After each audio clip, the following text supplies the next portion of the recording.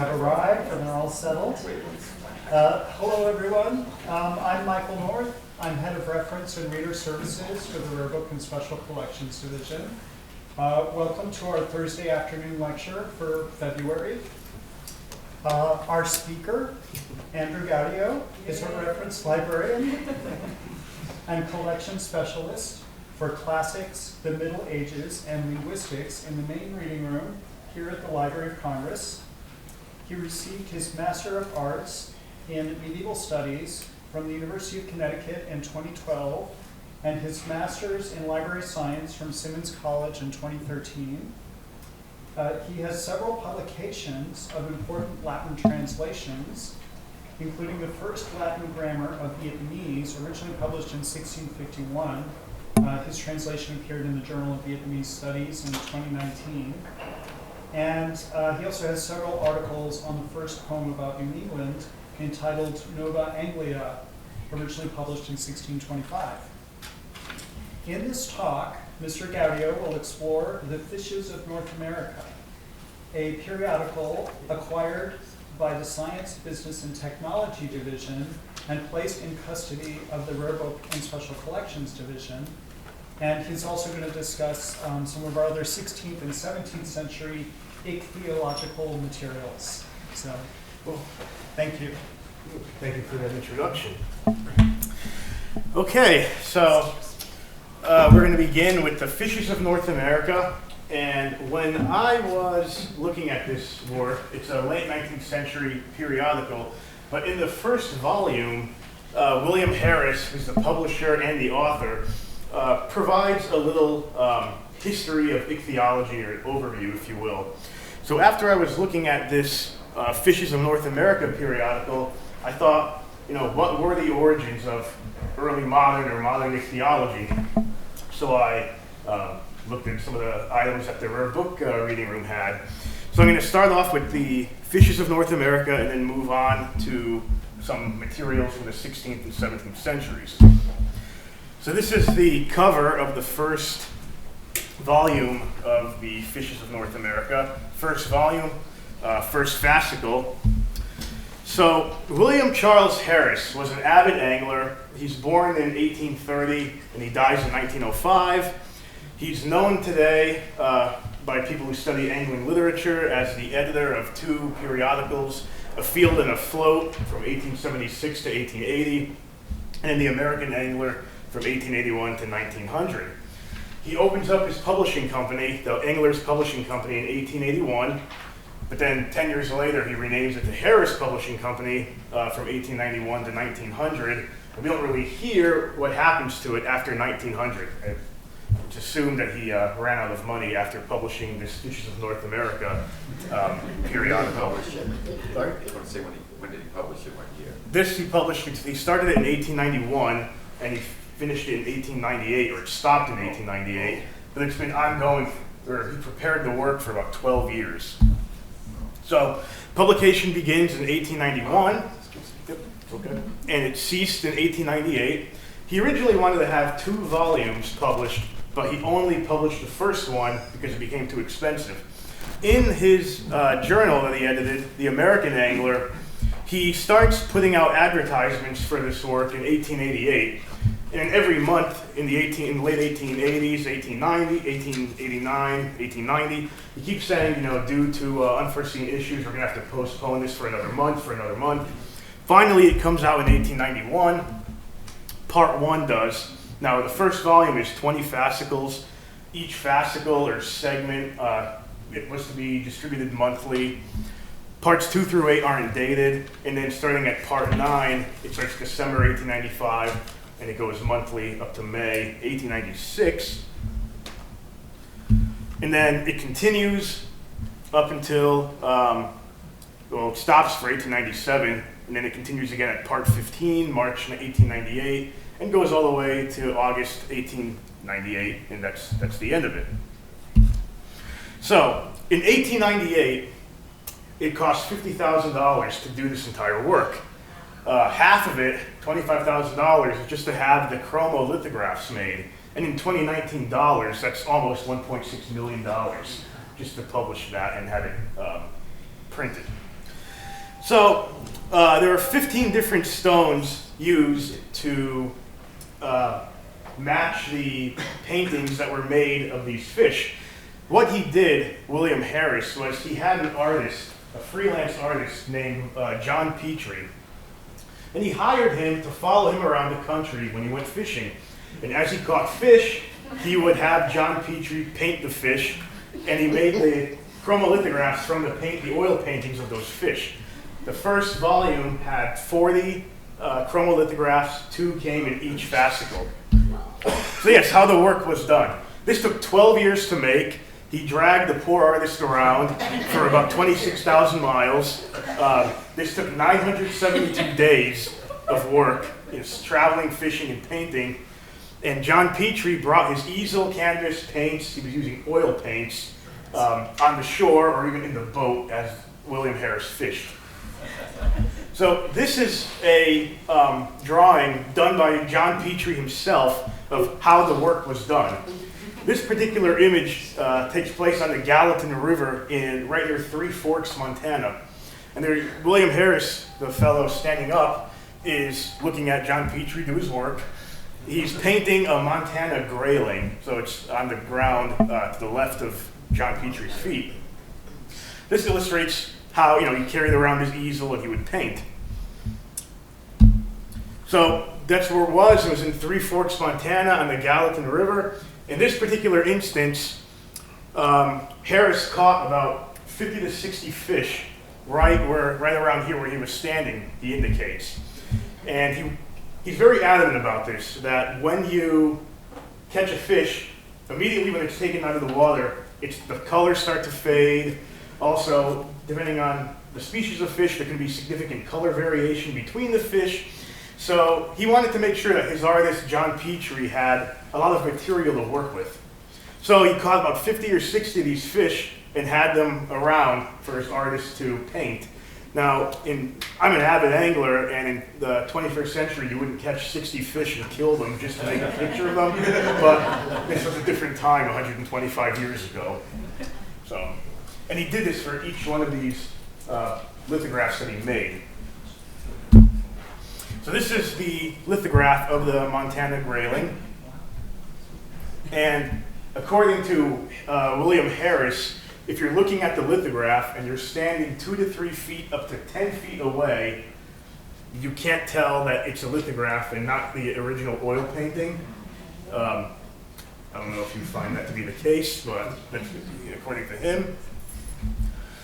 And then he wants to join this work, or kind of merge it with ichthyology. So this is supposed to be an angling publication combined with some ichthyological aspects. So this is from his introduction. He says, the design is to furnish a popular textbook and a kindergarten study for the angler. To aid in this object, the fish are shown in an upright position. Out of the act of swimming, and extreme care has been taken not only to give the coloration in life, but also with distinctness to specific markings, including the exact number of spines or rays in the fin construction. Each fish represented was caught on my own rod with the artist ready for work within a short distance from the pool or with the easel in the stern sheets of the boat. Then he goes on to say, the text will consist of full biological notes on all the fishes that are the objects of pursuit by anglers in American waters. So what he's doing is the most popular fish you catch on rod and reel, he's having painted. Their habits, habitat, and modes of capture will be described and illustrated, and the first number will contain a popular introduction, meaning the first fascicle, to the study of ichthyology, with drawings and diagrams illustrative of the anatomy and physiology of fishes. So we mentioned the beginning of ichthyology from the 16th and 17th centuries and onward, so I thought the next best place would be to look at some 16th century items. But before we go, if you open up your folder and you look at the first handout, this is from one of the fascicles of the first volume. So I just printed this out to kind of indicate to you what is the content of this Fishes of North America. So you can see the first paragraph. It says, under the family of Hyodontidae, and the generic one of Hyodon, from 2 Greek words signifying bone and tooth, we find the moon eyes, fishes which in some sections, particularly in the northwest, attract the attention of many anglers. There are 3 species, all of which are handsome fish, but of little value as food, yet they have fair fighting qualities when taken on a light rod and surface lures. None of them are found in the waters east of the Allegheny Mountains. Then he continues the next paragraph explaining, they're popular, called the moon eyes or golden eyes. They're popularly called by northwestern anglers. So what he's doing is he's giving you some Greek etymology, incorporating their qualities for fishing. So he's blending his love of angling and trying to instill a knowledge of ichthyology in his readers. So this is what makes up most of this periodical, things like this. This is another lithograph. This is one of the yellow birch. This is a fish native to Maryland, much of the eastern seaboard. And of course, striped bass, regionally known as rockfish.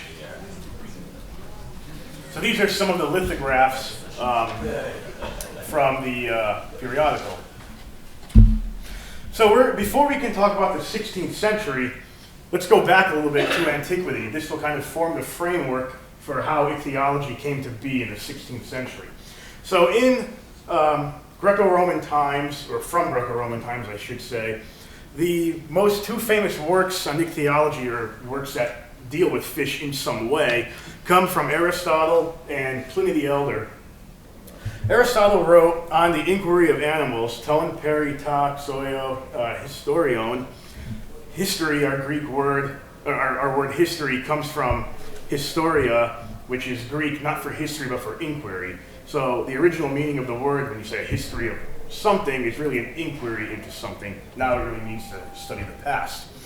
So in this inquiry of animals, Aristotle, it's in 9 books. He looks at differences in particular body parts between the animals, differences in ways of life and activity, so animal behaviors, their characteristics, differences in more specific behaviors. And then also in book 9, he lists and describes about 117 species of fish from the Mediterranean. So this is the first time we have actual observation and recording substantially of fish. Pliny the Elder, who's 1st century AD, writes Natural History, which is a monumental work. It's 37 books. He's Roman, I take it? He's Roman, yes. Published in 10 volumes, covering a wide range of topics. I've put some here: astronomy, mathematics, geography, anthropology, pharmacology, precious stones, painting, and so on and so forth. And he does mention sometimes fish in this work, what they're used for, where they're caught. So why I'm bringing this up is because these texts were drawn on rather heavily in the 16th century. So this is kind of the start of it. And when they were reviving classical learning in the Renaissance, these were used heavily. Then, a little bit more backdrop. This is the Roman Empire in the year 400. But in 286 AD, Emperor Diocletian splits the empire in 2. And you have the Western Empire, and then you have the Eastern Empire. It was easier to manage at this point. They had northern invasions from the Germanic tribes frequently, so to break it up and have 2 co-emperors governing would be easier. And this is important because the Roman Empire in the West collapses in 476, but it survives in the East as the Byzantine Empire until 1453. And this kind of also indicates why you have Greek speakers in the East and Latin speakers in the West. Byzantine Empire continues until 1453. In 620, their official language becomes Greek because the people there speak Greek. And then Latin becomes, evolves into the various Romance languages, but it's still learned as the language of scholarship. So you have the Greek East and then the Latin West. So then for a long time, nothing happened. Then Byzantine Empire collapses in 1453. The Ottoman Turks take Constantinople, and that's the end. But in 1400, the red parts are all you have left. So 15th century comes, and it happens that in the 15th century, you have Printing is coming in Europe. It's being, the advent of printing is here. But then you have Greek scholars from Byzantium who, in the aftermath of the fall of the Byzantine Empire, they flee to Italy. And with them, they take their knowledge of Greek, and through their knowledge of Greek, they obtain teaching positions in universities, and Greek can be spread once again. So, one scholar, his name is Theodore Gaza, he's born in Thessalonica, and in 1400, or 1398 he was born, but you can see in 1400 it's pretty much the remnants of the Byzantine Empire. It falls in 1430 to the Ottoman Turks, and he goes to Italy. Lucky for him, there's a university in Ferrara that's established in 1447, and he becomes the first professor of Greek at that university. Then in the 1440s and 1450s, under the patronage of Pope Nicholas V, he's paid to translate Greek authors into Latin. Not a bad job. So he translates Aristotle's on the inquiry of animals. Then he translates other works by Aristotle on the parts of animals, on the generation of animals, translates them from Greek into Latin, and they're first printed in 1476. 7 years before this, however, Pliny's Natural History was published in Venice by German printer John Speyer, who was active in Venice from 1468 to 1477. Now this work is available everywhere for scholars. Now it can be printed. You have university professors from former Byzantine Empire teaching Greek. They're also printing in Greek. So you have all this Greek and Latin knowledge being disseminated because of the fall of the Byzantine Empire and because of printing. And between 1469 and 1499, there were a total of 39 editions of the natural history printed. So a lot of antique fish information to go around. A little more things about printing. First, letters in Greek to be printed were in 1465. I've added them here. They don't look like much, but they're the top row here. These are Greek letters. Some of the letters are backwards, but you do what you can. It was clear that the typesetters didn't know Greek in 1465. They were in the workshop of Peter Schoeffer, who was like an associate of Johann Gutenberg, but then he branched off later on and started his own print shop. So first Greek letters printed 1465. First book completely in Greek is 1476, published in Milan. It's Greek grammar. The title is in Latin, Greek, or a compendium of the 8 parts of speech. And it's written by Constantine Laceris, who is also from Byzantium, who goes to Italy at a young age when the empire falls. He becomes tutor to the daughter of the Duke of Milan. This is what the first page looks like of the Greek grammar. You have the full Greek text on the left, and you have the Latin on the right, and you have the Latin on the left. And then above, you have the Greek alphabet. So now we're in the 16th century, and at this point, we've had 100 years of Greek instruction in Western Europe. We've had 100 years of Latin and Greek text being printed. So we've had a solid foundation now in the classics. And in the 16th century, you have early ichthyologists, or you can kind of look at them as pre-modern ichthyologists. These are the first people to observe fish and describe fish without solely relying on the texts of antiquity. Then you have what I call the encyclopedists. These people are more compilers, bibliographers. They're not so much putting their own original observations into print, but they're more compiling ancient authors and contemporary authors to form, the Wikipedia of their day, big volumes. And you can see I have two in kind of brackets. I have Salviani in brackets and I have Gessner in brackets. Now I have them in brackets because in the interest of time, I can't cover all of them, so I'm going to cover Pierre Bellon and Rondelet, and then I'm going to cover Al-Giovanni. So Pierre Bellon, Frenchman, he lays the foundation for modern ichthyology. He's the first writer since antiquity who uses his own observations and original research rather than just citing ancient authors. So, the dolphin fish here, I think. Yes, well, fish had a broad meaning in the 16th Are they century. counting the mammal dolphin here or something? Yes. Oh, they are? Yes. Okay, that's So- what I was wondering. Yes. So he publishes the first book on fish in the Renaissance in 1551. It's in French, called The Natural History of Strange Marine Fish, with a true illustration and description of the dolphin, and several others of its kind, observed by Pierre Bellon. So, is the dolphin a fish? Well, we wouldn't say so, but in the 16th century, it could be. Fish had a large connotation, and some early naturalists considered it to be a fish. So, I'm thinking, there's the fish called dolphin fish, yeah, mahi-mahi. Mahi-mahi. Yeah, a dolphin fish, but this is the mammal. Right, that's what I thought. We can see that really makes it confusing. Yes.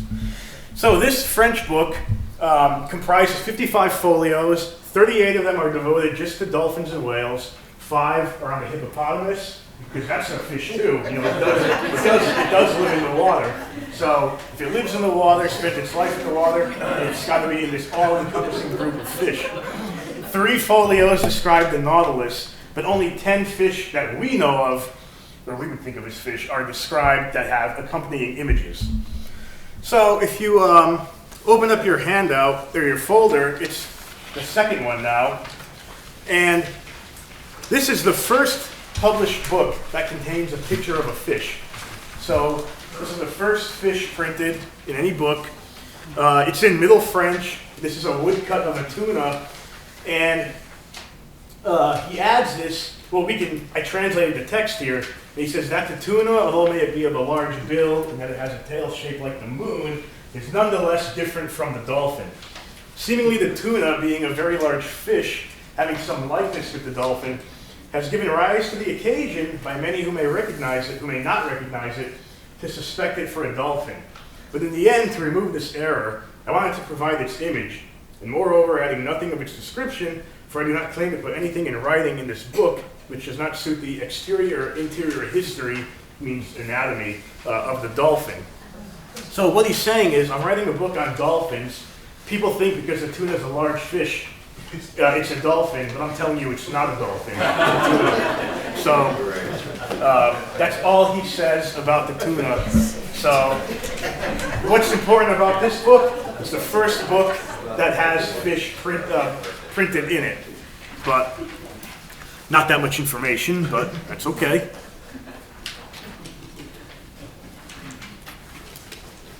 So, moving on.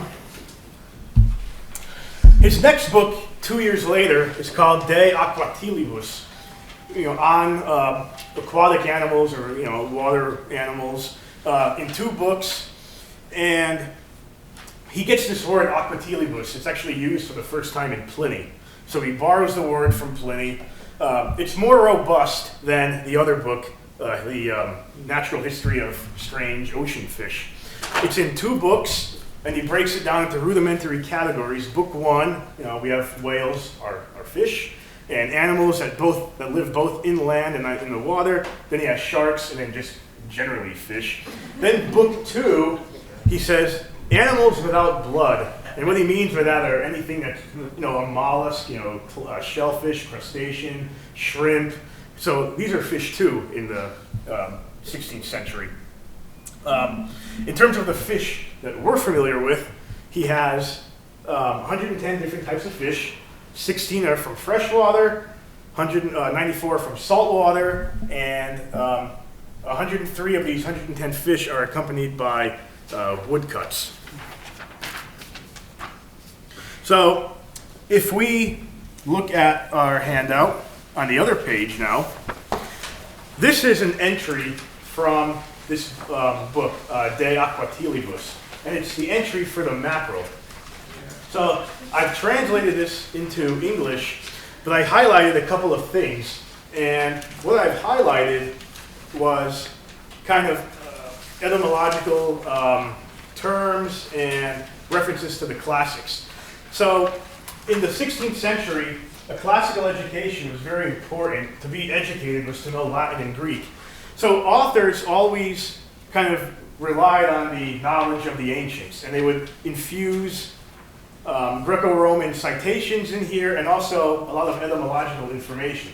So the part that I highlighted, it says the Genoese call them an oriole, and the Marseillaise call it an oro. The English call it mackerel.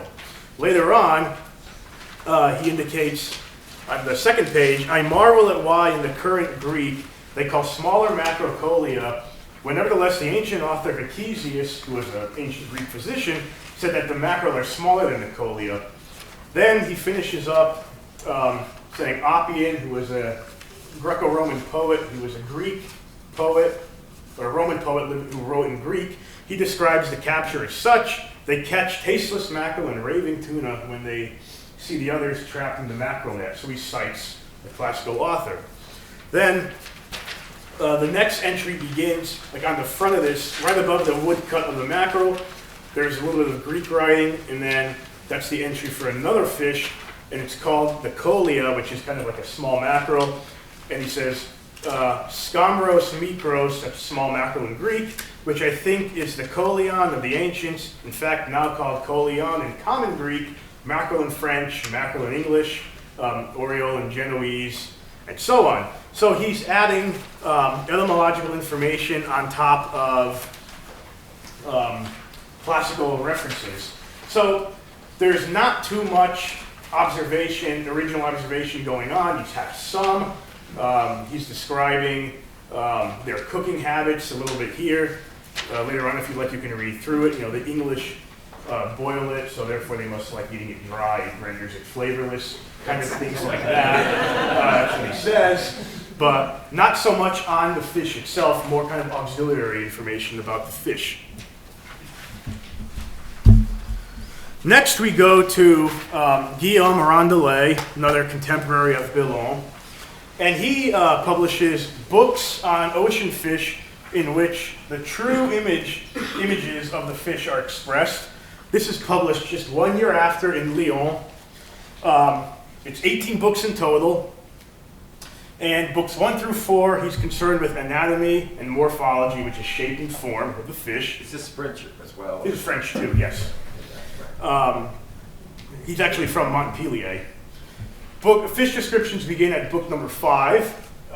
Book number 6, he's talking about fish that live near rocks. Book 12, skates and rays. Book 13 on sharks. Book 14 on longfish. So these are the basic categories that he sets up. Each book is of its own category. So in this work, you know, books on marine fish, 244 fish are listed, 47 freshwater, 197 are marine. And Rondelet's work is an improvement on Bellon's work. He has more detail. He has notes on the fish's habits. And he also has notes on natural history and some anatomy, anatomical notes. Later on in the 17th century, we get to Willoughby and Ray. They wrote a famous book on ichthyology, and they actually use Rondelet the most out of all the other sources that they use.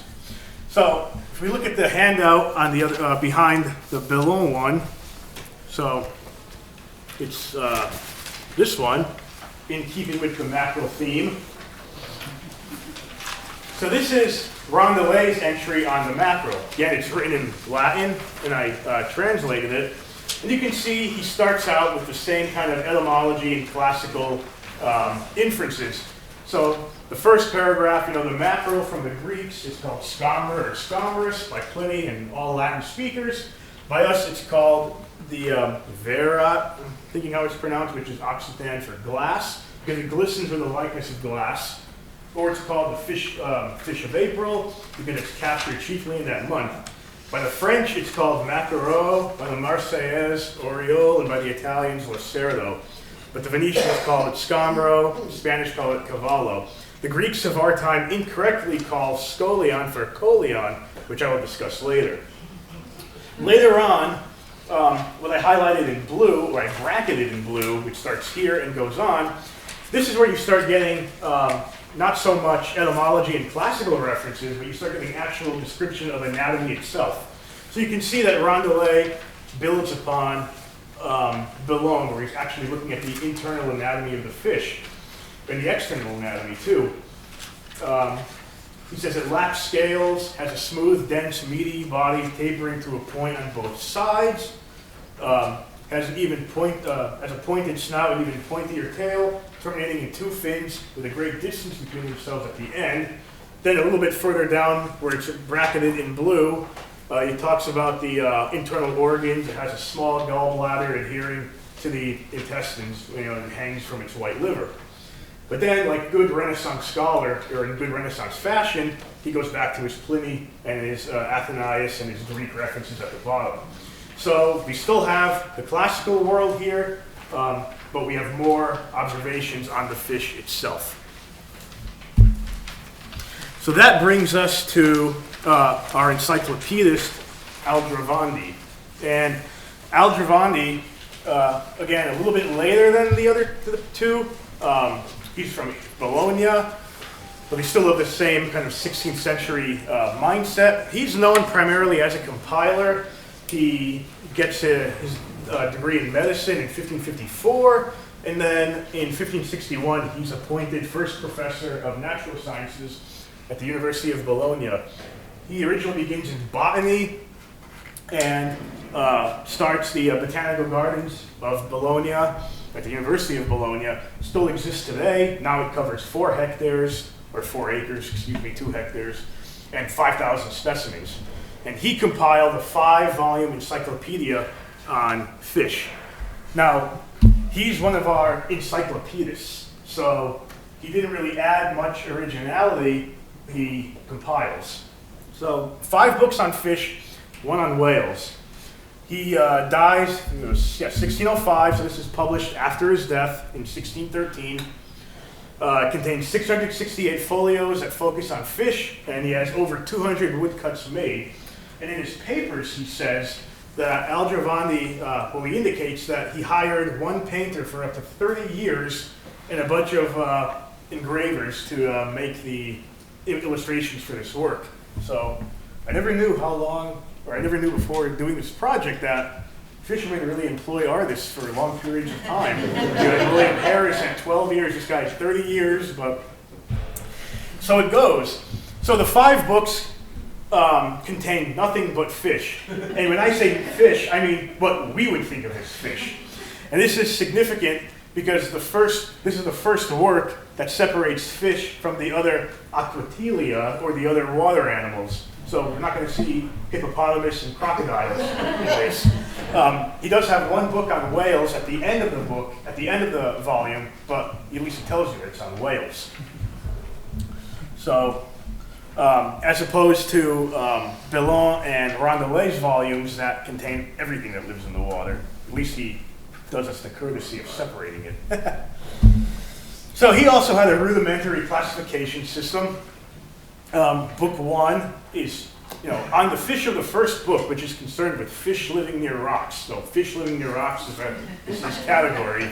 Another one we have is book 2, scaly fish living near the shore. Well, most fish have scales. It doesn't really help us much, but we're making progress. We have some categories here.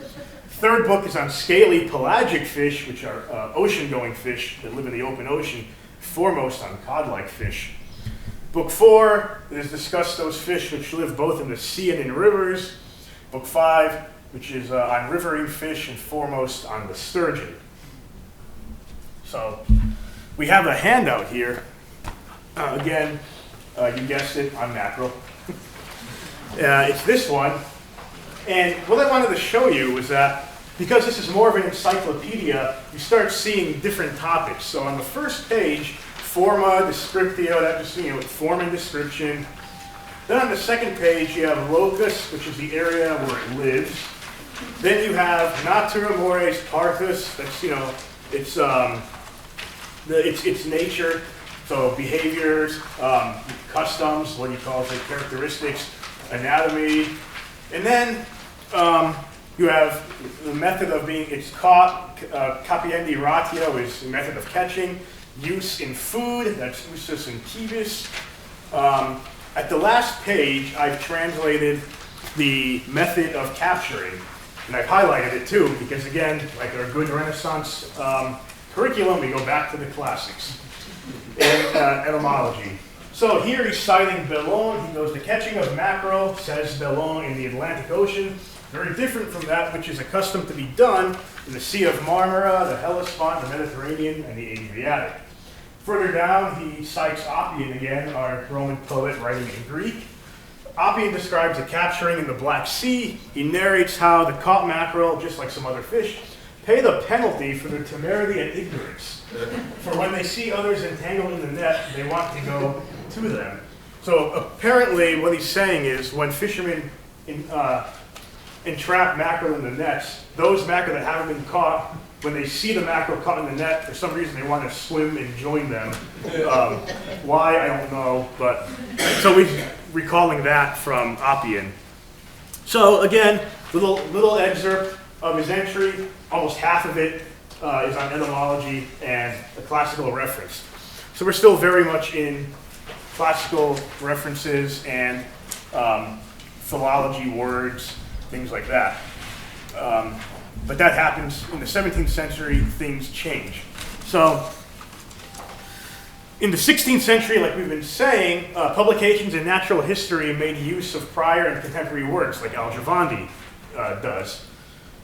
This has been described as erudite empiricism, which Al-Javandi represents, where you're looking at other works, observing these other works, but not really observing the organisms themselves. And then most of the entries contain, are considered with one of the following: the name in several languages, the appearance, habits, method of catching it, its use as food, where it lives, importance to the local economy, things like that. Also, there's some philology in here. So this is changing in the 17th century now. This is no longer really as much of the norm as it is in the 16th century. You get Francis Willoughby and John Ray. Francis Willoughby is an English natural scientist. He helps found the Royal Society of London for improving natural knowledge, and he primarily studies birds and fish. His most famous two works are 3 books of ornithology, published after his death in 1676, and On the History of Fish, published also after his death in 1686 by his friend and associate John Ray. John Ray met Francis Willoughby when he was a mathematics fellow at Cambridge. Francis Willoughby was 17 when he met John, and they collaborated together on this De Historia Piscium, on the history of fishes. Francis Willoughby dies of pneumonia in 1672, and John Ray finishes the work for him.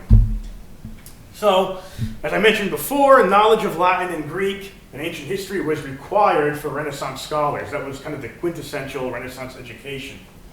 But more and more, the study of ichthyology moved away from an all-encompassing overview of a species to just a much narrower discussion on the behavior of the animal, its characteristics, just things on the animal itself, its anatomy, things of that nature.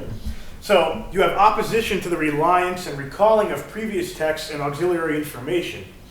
And actually, in the preface to the work on ornithology, Francis Willoughby writes this. He says, "As for the scope and design of this undertaking, it was neither the author's nor is it my intention to write Pandex of birds," so like everything about birds, "which should comprise whatever had been before written of them by others, whatever true, false, or dubious, that have already been abundantly performed by Gessner and Aldrovandus, nor to contract and epitomize their large bulky volumes, lest we should tempt students to gratify their sloth so far as to take up with such epitomes and neglect the reading of the authors themselves at large." So what he's saying here is we don't have to write on everything. We're just focused on the species and the organisms we're working on. Every other thing doesn't work. So he goes on to say, but our main design was to illustrate the history of birds, which is, as we said before, of animals in general, in many particulars confused and obscure, by so accurately describing each kind and observing their characteristic and distinctive notes that the reader might be sure of our meaning, and upon comparing any bird with our description, not fail of discerning whether it be the described bird or not. Also in this ornithology book, this comes from the preface, And what he's saying here is you should be able to describe an animal clearly enough that somebody who's never seen it before can recognize what you're talking about. So, or if they have seen it before, they know what you're talking about. So details and technical information are much more prominent now than a century earlier. So that brings us to the history of fish. This book was written in the 17th century, probably the latter half of the 17th century, published in 1686. It describes 420 species of fish, and it's the first book to propose a principle of classification based on morphology, which is anatomy and structure and form. And it narrows the current definition of fish from 16th century authors. So fish isn't just anything that lives in the water. So what they say in their introduction to this book is, certainly in this work, we will employ a more restricted meaning for the word fish. Only for those water animals that are sanguine, meaning that they contain blood, and swim using fins and lack feet and live continuously in the water, give birth in water, and do not ever willingly leave for dry land, nor are able to live for a long time outside the water. That's a fish. It's pretty good for, compared to the 17th, 16th century. The only problem is whales still fit that definition. And if you look here, what's book 2? Well, cetaceous fish. So we're almost out of that, where it's considered a mammal, but not quite. So this is the system that they come up with. What does cetaceous mean? Like a whale. I forget. I know it refers to whales, but what does it mean in Latin? What is it? Oh, it means whale in Latin. It's whale. Yeah. Okay. Yes. It's the word for whale. Yeah. So whale-like fish were whales. Cartilaginous longfish, cartilaginous flatfish. I'm surprised there's no cartilaginous roundfish, but But then we have eel form, smooth, slippery, and very long. Moving on, book 4 is in multiple sections. Spinous fish, which all rays of the dorsal fins are soft and flexile. Which doesn't really make sense, but that's what the Latin says. Then you have those with 3 fins, those with 2 dorsal fins, and so on. This is how they break down the categories of fish in their book. And I have another mackerel entry. So it's the last one in the folder. The image is on the back. This is actually a metal engraving. It's not a wood cut. But I wanted to show you the more use of technical details than observation or classical references, etymology, think philology. So I translated it, and blue is color-coded as technical information or anatomy. So if you read the entire thing, we can just go through a little bit, you're going to see the information is more technical. In length, it is 1 foot and sometimes 1 cubit, which is a Roman measurement corresponding to 17.4 inches. Has a smooth tapering body, thick and meaty, very slender and narrow tail.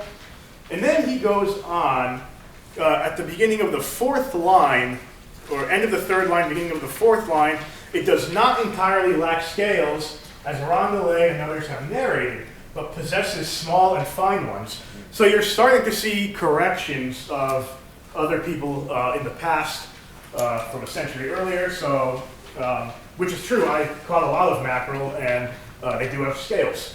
So you're seeing more technical information here. He describes the color, silvery color below the line separating both sides in the middle. Well, what the hell is that? That's the lateral line. That's what he means. So it's silver below that. On top of that, you have blue-green color on top, black lines, some straight, some crooked and curved. And it goes on further down here. He says it has a triangular heart and a black spleen. So you're really starting to see a more detailed description of the fish rather than, it's they make fish sauce out of it in the Roman times, and things like that. But because we're still not too far from the 16th century, you still see in orange some etymological information and some references to classical works and contemporary or near contemporary authors. So formerly the highest praised garum. Garum was a condiment used in the Greco-Roman world, which is fish sauce. They would take mackerel caught in Spain, ferment the guts, come back once it's liquefied and use that as a condiment. It's kind of reminded me of, in Vietnam they have fish sauce, which is kind of fermented fish, so it's not too far from that. So that's referenced in Pliny from his natural history, and then he even references Bellon on top. Garum from the mackerel and the colia is made by the Byzantines. Nowadays, as I understand, recalls Bellon. And even this fact that mackerel are accustomed to be caught in large numbers throughout all the seas can exist because people know that they are everywhere. Also, he takes that from Bellon. So, but you can see the proportion of blue, bracketed in blue, which is technical and anatomical information, is much greater than the classical references and the contemporary references. So more, how should I say this, more emphasis on the organism itself, less so on works of the past. And this kind of ends pre-modern ichthyology. Now, moving later on, you begin the modern ichthyological era. That starts in the 18th century. This, on the history of fishes, it paves the way for modern ichthyology. Peter Artedi, who is a Dutch naturalist, he continues to update and refine Willoughby's classification of fish. He dies in 1730. He drowns in a canal in the Netherlands. And he's friends with Carl Linnaeus, who is the father of binomial nomenclature. So all the way that scientists classify organisms with a Latin name finds its roots in Carl Linnaeus. And Carl Linnaeus publishes Peter Artedi's classifications of fish that he updated from Willoughby, publishes it in 1738 as Ichthyology, or All the Works Concerning Fish. And then he also incorporates it into his Systema Naturae, which is where he lists over 10,000 organisms, and that becomes the foundation for modern binomial nomenclature. This starts in the 18th century and moves on, makes further refined in the 19th century, but that's modern ichthyology. I find more comfort in the 17th century and earlier.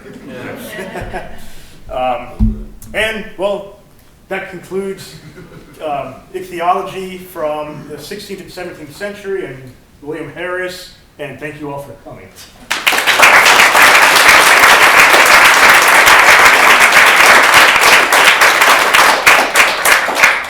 Can I ask a question? Sure. So since you brought together artists and fish and antiquity, do you know if any of the information from these early ichthyologists made its way into the meaning of fish in like Dutch and Flemish still lifes? The meaning of it. So the text, like did they draw? Yeah, because in the Dutch still lifes, those fish represented something, and I was wondering if there was any relationship between the understanding of fish from the ichthyologists in antiquity, if that translated over. I'm not sure. Oh, But just thought I'd ask. Who is buying these very expensive books? during that time, so it's made really for, I guess, Latin speakers, anybody who's interested. Most of these people, Rondelet, Bellon, Aldrovandi, they all somehow find very wealthy people to subsidize their travels throughout Europe so they can observe and write notes. So it would be people of that nature, the university professors would be looking at this. Most of the, I guess the common folk wouldn't be buying this, they wouldn't be reading it. So that would be who it's for. Sure. Didn't Edmund Halley print some giant treatise on fish right before Principia? When he's at the new Principia? I'm not sure. I can Never mind. look it up. I mean, sure. Your talk was reminding me that Diogenes has a moment where, as a prankster, he goes into a lecture after hearing man defined, I think by Aristotle even, and comes back into the room holding a chicken that's been plucked, holding it up high and says, "Here is Aristotle's chicken. Here is Aristotle's man." I'm wondering, are there any creatures of fantasy that make their way all the way through from the Renaissance up to this modern period? Not the latest I've seen is in the 16th century. I haven't seen after that. You see, I think it's in Gessner in his encyclopedia. You see like a monkfish, and it's actually a fish that looks like a monk. Yeah. So I haven't seen that after the 17th century. So. So it seems to me like the English tradition is much more interested in the practical applications of fishing, and they were going to leave it to the encyclopedists and others in Europe to do the classifications and all that.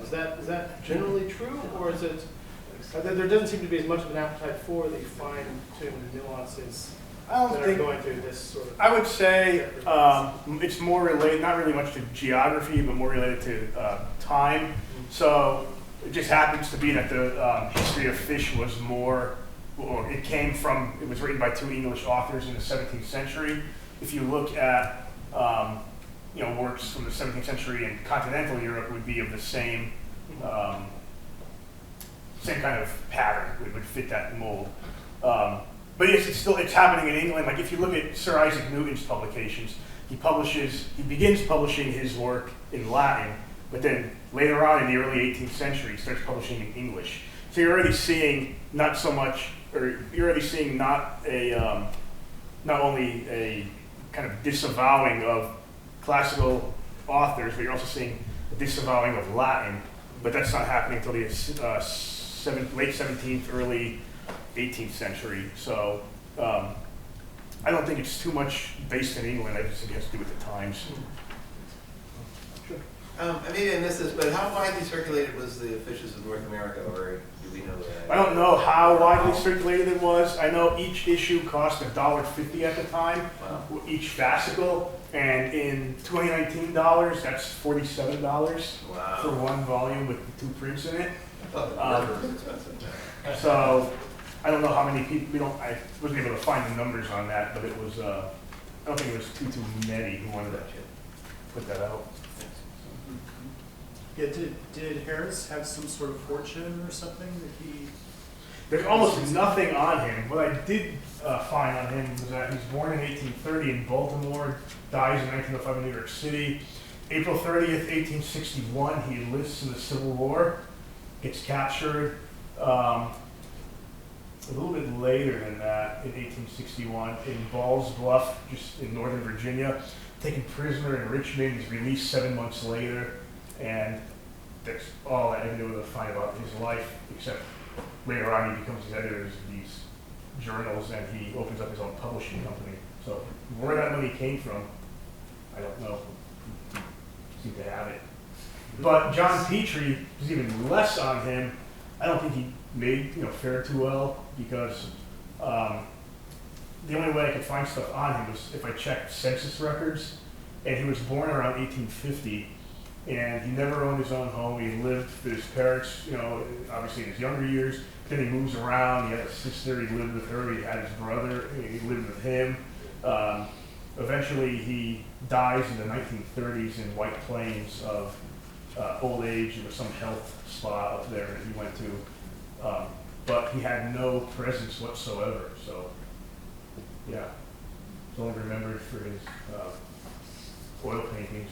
Well, interesting fact is that because apparently William Harris owned the paintings that John Petrie made for him, and in the early or the late 19th century, William Harris had the largest collection of fish paintings in the United States and Europe.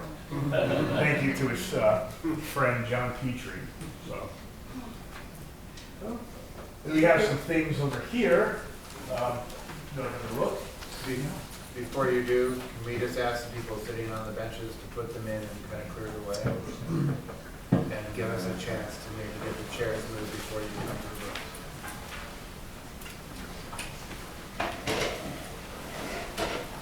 room. So, thanks.